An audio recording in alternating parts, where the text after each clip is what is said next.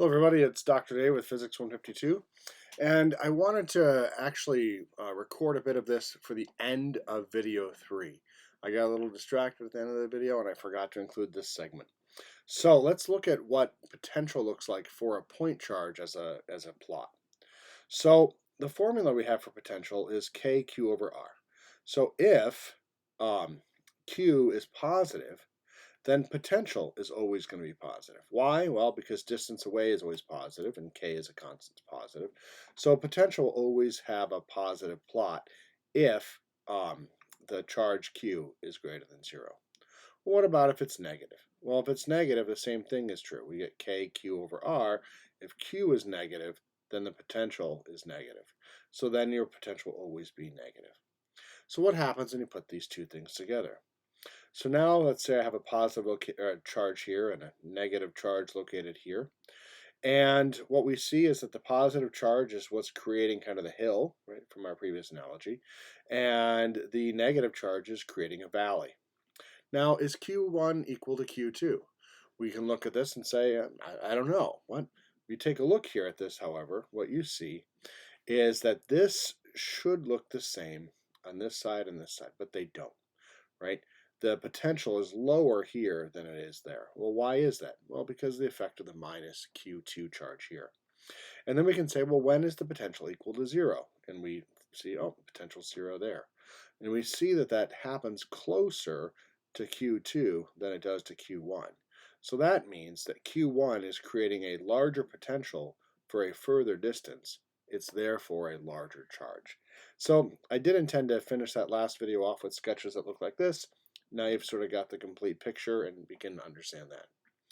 So now what we want to do today is we want to talk about a potential analogy. Now before I get into this, this is going to be a long video and it's going to be a technical video. There's going to be a lot of details in here. You don't need most of them. You should watch this and try to see what's going on, try to make sense with what you're seeing. And if you get kind of lost, just keep watching, see if I catch back up to you. If you're still not sure what's going on at the end of the video, reach out to one of us and we'll try to help you. So we're going to try to answer this question is what is the gravitational potential energy for a couple of masses near the Earth? So if we think about near Earth, what we have is a constant gravitational field, G. Now I want to be clear, this is the same G that all of you knew in Physics 150.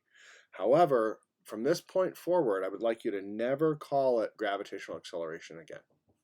I mean that. It's not the acceleration due to gravity. Now I want you to refer to it as the gravitational field. And we're going to see why here in just a minute. So if I want to calculate the gravitational potential energy for these different objects, we know how to do that, right? That's just sort of this mgh, right? Or in this case, because I'm using y, it's going to be mgy2, m1, m2, etc. But we want to look a little bit deeper into that. We understand how this works fairly well, and we want to now extend this to an understanding of electric potential energy and ultimately electric potential. So first off, let's look at what the forces are on these particles due to the Earth. So what is the gravitational force on each? Well, for the first one, it's just m1g. For the second one, it's just m2g. Right? We don't, however, think about what? There's technically a force of gravity between these two particles, right, directed at one another. And we never worried about that before. We just said the Earth is by far the largest thing exerting gravity, and that's going to have the greatest effect. So I'm not going to worry about the gravitational force between these two things. And that's what we're doing here in this course. When we talk about a probe charge or a test charge, we mean that they're small compared to the thing creating the field overall. So unless we tell you need to worry about those interactions, you probably don't have to. All right, so this actually has a really important form. What is that form? It's charge times field. What do I mean by that? Well, what is the thing that creates the gravitational field? The thing that creates the gravitational field is mass of the Earth, right? That's equivalent to our big Q. So G has the same role to play as field. And then the small charge is right there. So why are we saying that? Are we just, trying to extend an analogy too far? The answer is no. There's actually a really deep meaning for saying that. Let's look at the units that appear here in F equals mg. The units, which I'm going to put a little square bracket around because I want to remind you it's not a variable, it's just a unit. The units of force are newtons, and then the units of mass are kilograms. So if I then solve for the units of G, I get newtons per kilogram, which is the same thing as force per charge. And that's exactly what we found when we said F equals QE for electric charge. We found that the units of E were newtons per coulomb, where coulomb was our charge. So G is indeed directly the gravitational field. It just so happens that inside of the newton is a kilogram, so the units reduce very nicely to meters per second squared. But G really is force per charge or force per mass. And sometimes people will say this, I like to say it, it's kind of a coincidence that G has the units of acceleration. What do I mean by that? Well, if you write the sum of the forces on an object in the gravitational field, you get mg times, g. This is the standard form that we've known before. And then we set it equal to ma. Well, these two masses don't have to be the same. What do I mean by that? The mass that resists motion or causes inertia doesn't necessarily have to be the same mass that causes a gravitational field, right? They could, in principle, be different. And because they are the same, we end up getting that the acceleration equals the value of the field. But that is something we've had to prove through experiments. This is not a given. We found it to be the case. It was thought for a long time to be the case and turned out to be. But from now on, G is gravitational field, not gravitational acceleration. So, all right, we understand how to work with gravity. Let's go back now and think about this in terms of electric fields. So now, let's say I have a near infinite plane, all right, and this near infinite plane is full of positive charges, right? So this is what we have been looking at in the homework where we say we've got this positive thing here, okay? And now I'm going to put some charges near this at some distance y1 and some distance y2. Well, what are the forces going to look like on this, right? The forces on this object are just going to be QE. And the question is, what is E? Well, because this is a near infinite plane, it has a constant electric field. So it has a constant electric field, and this little weird N symbol is eta. This constant electric field is going to be pointing away from the plane. And the best part about this is it is constant, right? And you might say, well, how do I know that? Well, let's remember back at gravity, right? What was the value of the gravitational field? It was G. However, in this case, it was pointing towards the plane, whereas here, the electric field is pointing away from the plane. So each one of these objects is going to feel a force, okay? So we can sort of write it in the exact same way we did before. The force on the first charge due to the field from the plane is just QE. The force on the second one, again, is just QE. And then, as we said a moment ago, the units are just going to be force per charge. So these two systems now look pretty close to one another, right? If we're just looking at forces. The only difference is the forces are in the opposite direction. All right, so what is the potential energy? And this is something we could have just written down to begin with, but I wanted you to see that G was indeed a field. So now if I look at this system and I say, okay, here's my M1, a distance y1 off my plane. Its potential energy is just M1, G1, Y1, right? That's just mgh. That's what you did in 150. And potential energy here is just M2, G2, Y2. Same thing you did in physics 150. But what is this form? This form is now charge times field times distance. And this is important. We're going to see this come up again in the electric analog. But so now the question is this. If this is my energy, which part of the energy is due to the charge or the mass? And which part is due to the plane or Earth? Well, you can see here is this. This M is the thing that I add, right? I take this little M and I put it there. Or I put this little one here. This distance away from the plane and the plane itself don't change when I change my mass, right? How far away I am is just a function of the plane. And how strong the field is a function of how much charge per area is on it.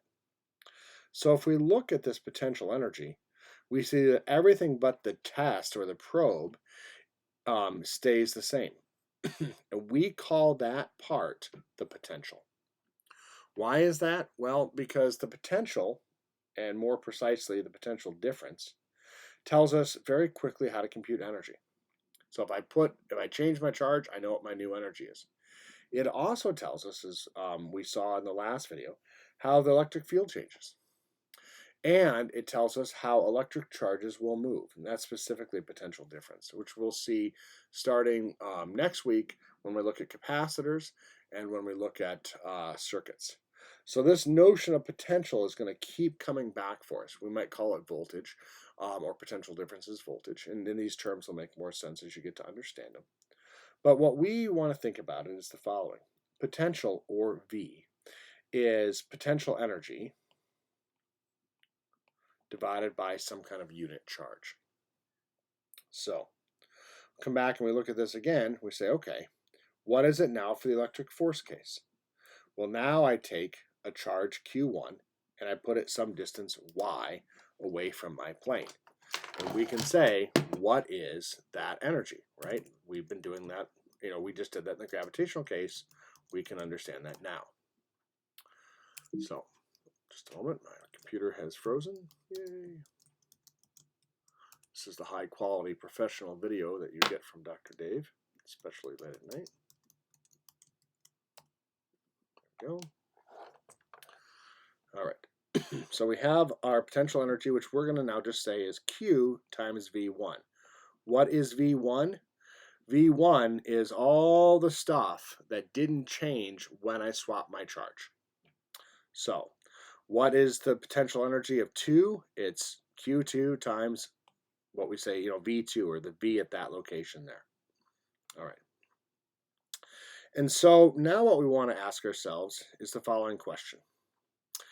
Does potential, not potential energy, does potential increase or decrease as Q1 moves away from the plane of charge? So let's think about this for a moment. First off, the answer can't depend on the sign of Q1, right? You could imagine if you want to move a positive charge away from the plane, that could be different than moving a negative charge. But we're saying that the answer to this question, does the potential increase or decrease as you move away, we say it can't depend on the sign. Why? Because we're specifically defining potential to be everything except the effect of that charge. So therefore, you can't be thinking positive charge or negative charge here. You have to ask purely as a function of the thing itself, right? So as we said, potential depends only on what creates it, not what's interacting with it. And it can be kind of a weird distinction, but it's a distinction that we're going to use going forward. All right. So in this case here, as I move away, right, from this, I am moving what? The direction of the electric field here is this way. And we mentioned last video that if you move in the direction of the electric field, that's also the direction of decreasing potential. So if I start here and I move this way, this is my displacement, my electric potential will be decreasing. And this is different than in the case of gravity. In the case of gravity, as I went higher and higher, my potential was increasing. So they're opposite to one another. It's not a perfect analogy, but you also don't have negative masses. So that's part of what's going on. So all right, let's do some work. Right? Let's try to derive this. Let's try to see where it all comes from. All right. So we ask ourselves, with this near positive plane of charge, okay, what does the electric field look like near the plane? Now I've drawn 3 field vectors. Why did I draw 3? I didn't need 3. I drew 3 because I'm trying to bring up a point. What's the point I'm trying to bring up? I'm trying to bring up that near this infinite plane, the electric field is uniform, meaning every point in space is the same value, right? So if I were to draw a vector here, it would be 2 boxes long. Anywhere I draw a vector, it's going to be 2 boxes long because that field strength isn't changing as a function of distance. It is given by eta over 2 epsilon naught. And if you don't remember, what is eta? Eta is the amount of charge per area. It's a charged area density. So let's ask ourselves a question. We're going to take a charge Q. We're going to place it at this location. And we're then going to displace it an amount d1. And we're going to ask the question, how much work is done for that to happen? So if I put a charge here and I displace it d1, how much work are we doing? Well, we go back to our trusty work formula, which is force displacement cosine of the angle between the force and the displacement. So here the force is this way and the displacement's this way, so that's an angle of 0 degrees. And for our first case here, where this is my displacement, my work is going to be positive. Why? Because F and D are always magnitudes, they're always positive. So the positive or negative sign is all being controlled by that cosine. So if I go in the direction of the force, I'm going to have positive work. If I go in the opposite direction of the force, I'm going to have negative work. Now there's actually an assumption that I made here. What is it? Well, what is the sign of this charge? If I tell you the force is this way, what have I told you? Well, because this is a positive charge, then this has to also be a positive charge. Or what? Or the force would have been towards the plane. So we've implicitly built in here that we're going to calculate the work assuming we have a positive charge, but we're going to see that it won't matter. So if we move with the direction of the field, that work is going to be positive. If we move opposite the direction of the field, that work is going to be negative. And we remember that work, or really net work, but in this case we only have one thing causing work. Work is equal to the change of kinetic energy, which is then the negative change of potential energy. And this is just from physics 150. So what do we see here? For D1, change in potential energy is negative. Well, what does that mean? Well, if you have a positive charge and you put it here, that's actually what we say is a high potential energy. Why? Well, because it's going to be getting pushed away. And as it moves away, right, it's going to be doing what? It's going to be gaining kinetic energy. Okay? If it's gaining kinetic energy, that means it has to be losing potential energy. So what we see is that when I move in this direction, speeding up, I'm losing potential energy. All right. So then we want to solve for potential. So we know, right, that delta U is equal to Q delta V. So we solve for delta V as being delta Q over Q, or our change potential is 0. Or sorry, less than 0, it's negative. Another way of saying that is that potential decreases as we move away from the positive charge. Now that's a lot to keep track of. That's a lot to think about. What are we really saying here? We go back to the last video again, and we remind ourselves that any time we move in the direction of the electric field, we're moving from high potential to low potential. All right? So we know that as we move from here to here, we're losing potential. And we can see that from the mathematics here, and we also were asserted that that was true before. All right. And you can reproduce this and see, if you moved this way, you would be going to high potential. All right. Okay. So what are the summaries here? If positive charges move away from each other, we say the potential energy decreases. Now you can memorize that if you want.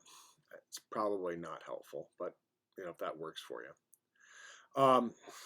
And then if potential energy decreases, that means for a positive charge, that potential will also decrease. So this means the opposite for negative charges.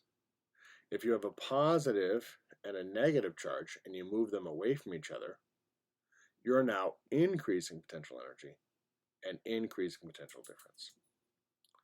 All right. Let's look at this one more time. And we're going to look at this in a way that's actually more interesting to us. Right now, I've been just trying to make connections to gravity. All right. So now, instead of focusing on Q1 and Q2, let's focus on moving Q1 from this location to that location.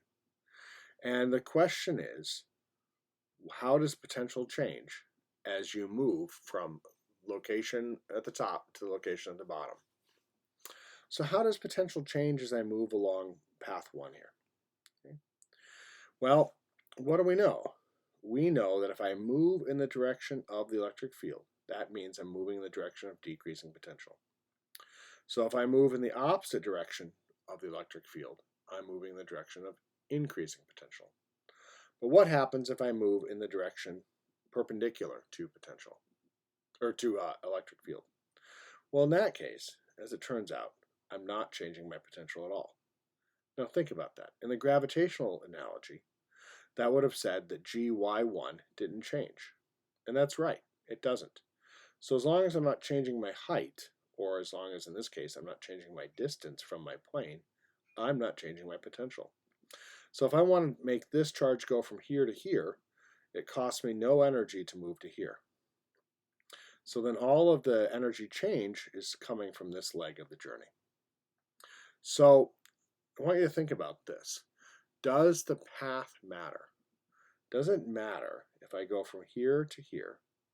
Or does it matter if I instead go this way? Or does it matter if I go here? What do I mean matter? Does the change in energy matter?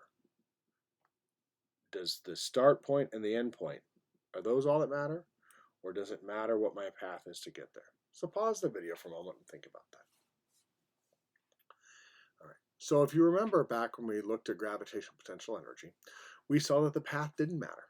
And the same thing is true here. All that really matters is where you start and where you stop. So I could take a really wonky pattern, and as long as I get to the same endpoint, I'm going to have the same change of energy.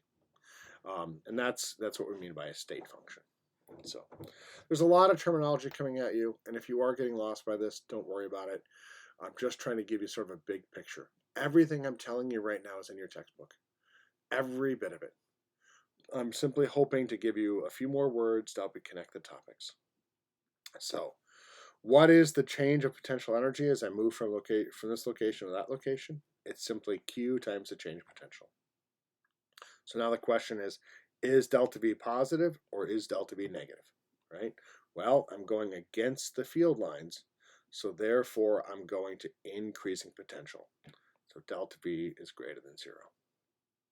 All right. So in problem number 3, we had a chart with some equations in it. And one of those was delta V is minus E delta S. And that was delta S is in the direction of E. So now above, my delta S is this way. So it's opposite the direction of E. Okay. So that's why the change of potential becomes positive, because delta S is negative. And again, if you're not following all these details, it's really not a big deal. I'm just trying to connect the major points. So how about potential energy? Did I gain potential energy or did I lose potential energy as I took this charge from here to here? So pause the video for a moment and think about it. What happened?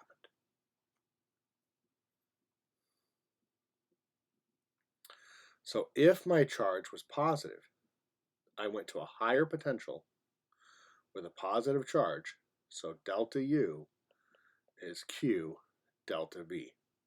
So we already know that this is going to be positive. So if I have a positive charge, that means I'm going to gain potential energy. Well, delta U is Q delta V. That's positive no matter what, because that's based on where I went, not what charge I used. However, if that charge was negative, then this is going to be negative overall. So the answer is, it depends. The change of potential was the same, but the change of potential energy depended on the charge that you used. And these concepts are really tricky to keep track of, but you will get there. Just remember, we care mostly about potential, and then sometimes potential energy. All right. So if you're still watching at this point, thank you. And I want to sort of reach out to those who want sort of a more robust conversation about this, who want to know what is the point or what do you do when you get a point charge. I'll just give you a quick warning. There's a bit of calculus ahead. You don't need to reproduce it. Just follow the story. So let's say I have a charge Q, and that charge Q is creating some kind of electric field around it. So this thing is creating electric field all around it, okay? And so at location A, I've drawn its field. And then at location B, which is twice the distance from A, I'm 1/4 of the strength. And that's what I'm trying to show here, about 1/4 of the strength. So now the question is, what happens if I put a charge here and I move it that direction? How much work is done? Well, the first problem we have is, unlike the gravitational field, this, or being near a plane of charge, this field changes. So that means we have to integrate. And what does that look like? Well, this is just for the sake of those who may be interested. The work is the force times dr, that's the dx part, times cosine of theta. And so now we put in what the force is, right? And the force is going to be what? The force is going to be QE. So I put in my Q. And what is my E? Well, I have a point charge. That's my E for a point charge. And then E is this way. Displacement is this way. So angle is 0. So cosine is 0. And so now we take everything that's not R and we pull it out of the integral. Here we go. And we rewrite this r squared in the denominator as r to the minus 2 because it never really helps us to leave it in the denominator. We do the integration, right, which becomes r to the minus 1 divided by minus 1. We have our limits a to b. We plug those in, and we remind ourselves that we're calculating work, and work is the negative change of potential energy. So that's all going to be equal to negative delta U. So if I solve for delta U, I get K, Q, Q, right? The negative signs take care of themselves. And I get this 1 over RB minus 1 over RA. Now, you might look at that and just go, I hate those fractions. It's really messy. I don't want to think about it. Well, the good news is, if we simplify, if we think about this a little bit, we bring this sort of K and this Q inside of here, we can form two ratios that look like this. Well, what are those ratios? That's potential B and that's potential A. So what do we see? The change in potential energy is just Q delta BB. So all you ever really need to calculate change of energy is delta VBA, which you could have just calculated this way without doing any of this. That's not wrong. I'm just trying to show you, save yourself the headache and calculate potential difference. Much, much easier. This is the part we want you to know. So this should complete our discussion on potential. There are a lot of terms to keep track of. We hope that this has helped. If it hasn't, please reach out to us and let us know.